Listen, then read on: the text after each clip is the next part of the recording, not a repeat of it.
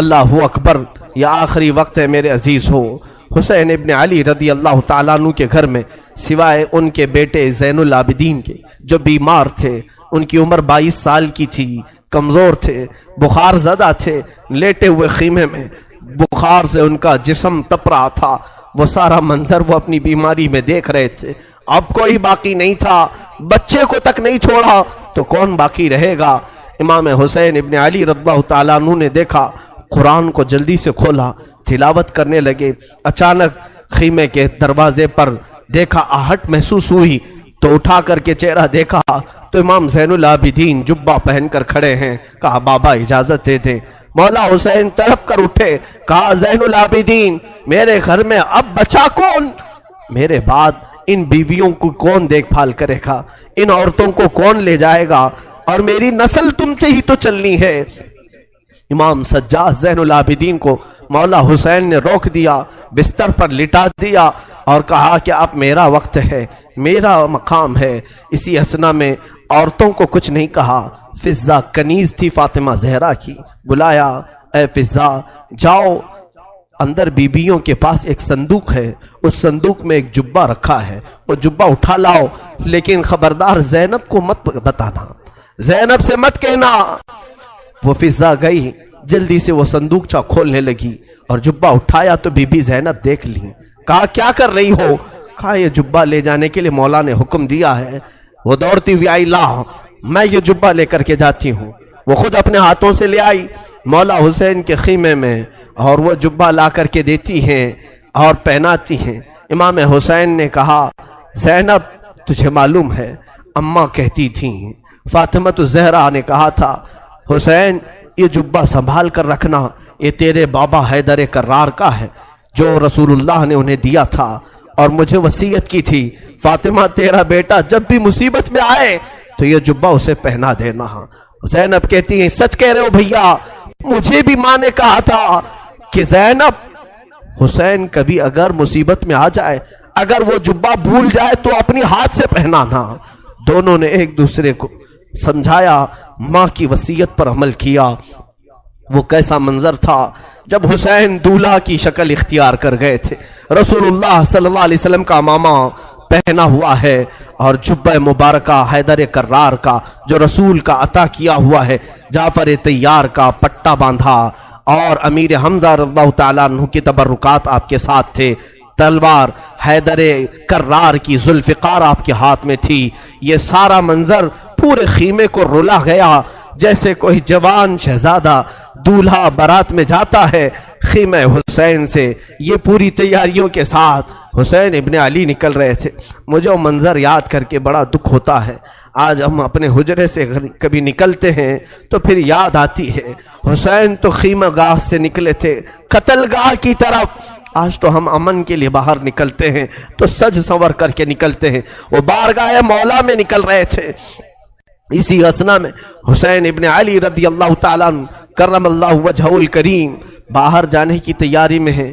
بیویوں کی ایک آہ نکلی، بی بی زینب نے کہا اور بی بی سکینہ نے کہا، سارے گھر کی عورتوں نے کہا بابا بھیا آپ کس کے حوالے ہمیں چھوڑ جا رہے ہیں؟ حسین ابن علی نے پیچھے عورتوں کی طرف دیکھا، کہا میں تمہیں اللہ اس کے رسول کے حوالے کر جا رہا ہوں، سب خاموش ہو جاؤ، میرے بعد کوئی نوحہ نہیں کرنا، میرے بعد کوئی ماتم نہیں کرنا۔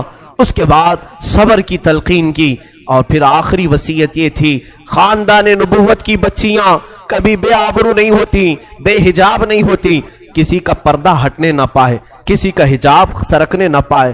ساری بیویوں نے سلام کیا۔ مولا حسین نکل کر اپنے گھوڑے ذوالجناح پر آئے۔ یہ بڑا عزیز گھوڑا تھا، حسین ابن علی کا بڑا وفادار گھوڑا ہے۔ ذوالجناح کو بھی ہم سلام پیش کرتے ہیں کہ حسین کی سواری پوری زندگی بھر وہ لے کر گھومتا رہا۔ ذوالجناح حسین ابن علی کی پیاس کی وجہ سے جب اسے پانی ملتا تو کبھی پیا نہیں کرتا تھا۔ یہ روایات بتاتی ہیں حسین ابن علی کے بعد اس گھوڑے نے کبھی پانی نہیں پیا، زندہ تو رہا لیکن کبھی پانی کو منہ تک نہیں لگاتا تھا۔